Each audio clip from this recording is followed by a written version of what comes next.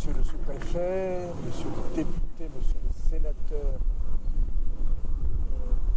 puis les officiers qui êtes là, monseigneur. Je n'ai pas l'intention de faire un discours en forme. J'en ai fait un dans mes fonctions de l'époque de ministre de l'Éducation nationale il y a 20 ans. Je veux simplement, devant vous, faire acte de gratitude. Car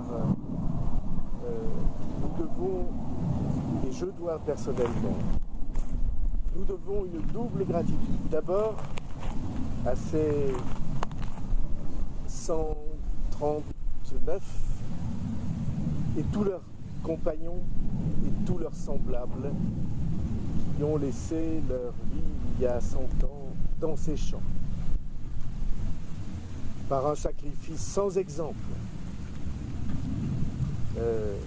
et qui n'aura pas, me semble-t-il, et je l'espère, de semblable dans le futur. Et puis,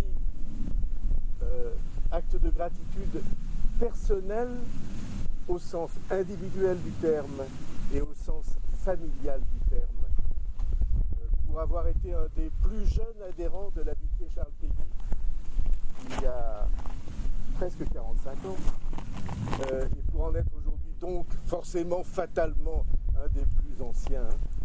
Et puis tous les péguistes, plusieurs se sont exprimés, Jean-Pierre Sueur, René Dosière le fait souvent, d'autres, même s'ils n'aimeraient pas que je mélange leurs noms, d'Edoui Plenel à Alain Finkielkraut, cette famille des péguistes, comme on dit, et à propos de laquelle je voudrais dire un mot.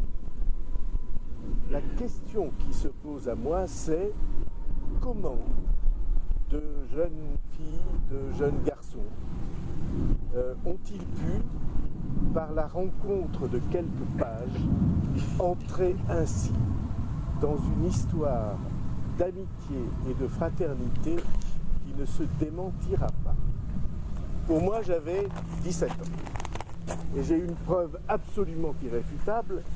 Je conserve encore le calot d'Hippocagneux. On disait calal, un calal des calots, n'est-ce pas, un calal des calots, on disait donc un calal, sur lequel tous les Hippocagneux écrivaient, à cette époque, le nom de l'écrivain qu'ils préféraient. Et sur le mien était inscrit Péguy, en lettres d'or. Un peu comme celle. Et le jour où j'ai été président des élèves du lycée Montaigne à Bordeaux, le proviseur qui devait sentir, je ne sais pas de quelle manière ou de quelle intuition, que ça n'était pas exactement l'inspiration qu'il eût souhaité, a dit à ses collègues, on me l'a répété par la suite, il est irrécupérable, c'est un Péguy, un forcené. Et tous ceux qui connaissent et aiment Péguy sont entrés dans son amitié, dans son texte, dans sa pensée, connaissent quelque chose de cet irrécupérable-là. Alors qu'est-ce que nous avons aimé et qu'est-ce que nous aimons dans cet irrécupérable, au point de le lire pour ma part à peu près tous les jours? Qu'est-ce que nous aimons?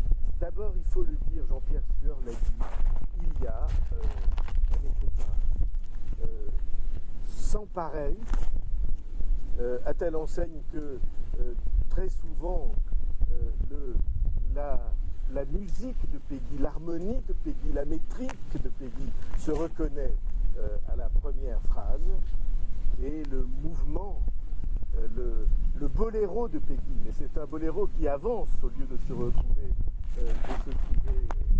fermé sur lui-même. Ce texte, cette prose, cette langue, cette musique attache et retient.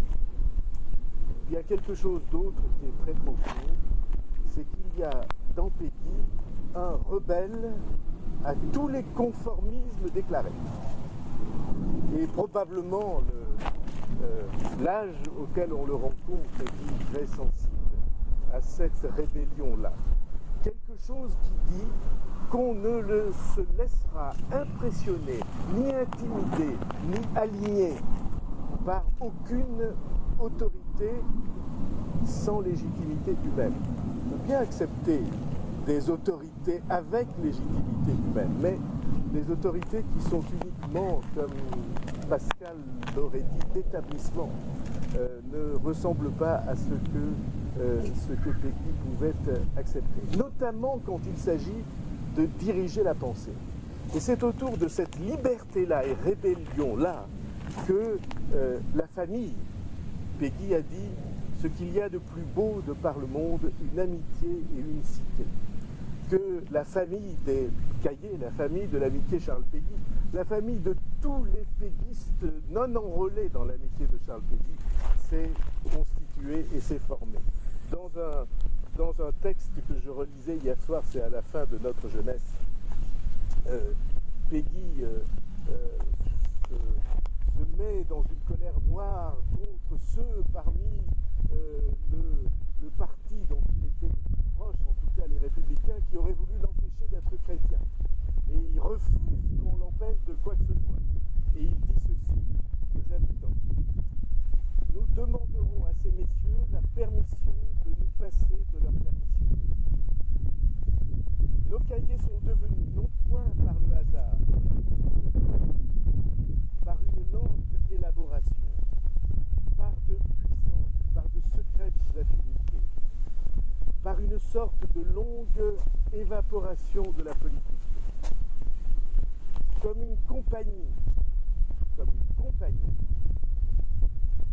parfaitement libre, d'hommes qui tous croient à quelque chose. À commencer par la typographie, qui est un des plus beaux arts et métiers. Malgré les partis, malgré les hommes politiques, malgré les politiciens contraires à nous, contraires entre eux, c'est cela que nous resterons. Cette vision d'une liberté militante, d'un engagement qui ne se laisse impressionner par rien. Je crois qu'il y a là le premier élément, il n'y en aura que deux, de ceux que dans Peggy nous avons tant aimé. Il y en a un autre qui s'exprime à la fois dans sa vision de la vie intellectuelle, de l'histoire, des engagements politiques. C'est que Peggy s'adresse et s'exprime au nom de tous ceux qui nous sommes, qui ne sont ni des saints, ni des héros. Il y a une revendication du droit impossible à maîtriser de chacun d'entre nous à aller chercher le destin le plus important. Je le dis pour l'histoire en se moquant de ceux qui sont, Jean-Pierre, grands historiens qui estiment qu'on ne peut comprendre le passé qu'après d'innombrables recherches académiques, ce qu'il appelait la méthode du chemin de fer de Grande Sainte. Et il défendait l'idée qu'on peut aller droit au cœur de l'événement et le comprendre, même si on n'est pas un spécialiste confirmé. Eh bien, c'est la même chose dans la vie de tous les jours, c'est la même chose dans la vie de la cité, dans l'engagement civique, et il défend le mot civique, c'est la même chose dans la Saint-Église. Et il dit ceci, nous sommes des êtres réels. Ça c'est dans Victor-Marie Contour. Nous sommes des êtres réels, nous sommes des pauvres êtres, de très pauvres êtres. Il y en a beaucoup de plus beaux et de plus purs que nous. Il y en a, dit-on, de plus heureux. Il en est, dit-on, qui sont heureux. Il y en a innombrablement de plus saints. Il y en a de plus héroïques. Mais nous sommes des êtres réels, des hommes réels, assaillis de soucis, battus des vents, battus d'épreuves, rongés de soucis, acheminés à coups de lanière dans cette garce de société moderne.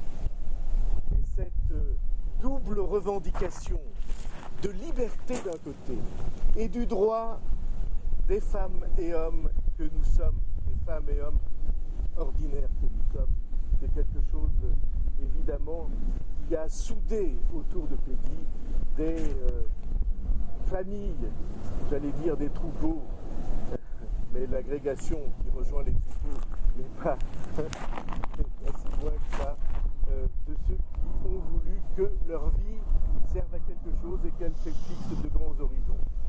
Peu importe le succès, peu importe le triomphe, il en est de cet engagement, comme de ce que Peggy disait, et ça sera ma dernière citation dans Notes sur M. Bergson et la philosophie bergsonienne. En parlant de Descartes, il dit, en parlant de la méthode de Descartes et de la manière dont elle s'est imposée, il dit, ce n'est point parce qu'elle est victorieuse, c'est parce qu'elle se bat, ce n'est point parce qu'elle arrive, c'est parce qu'elle part.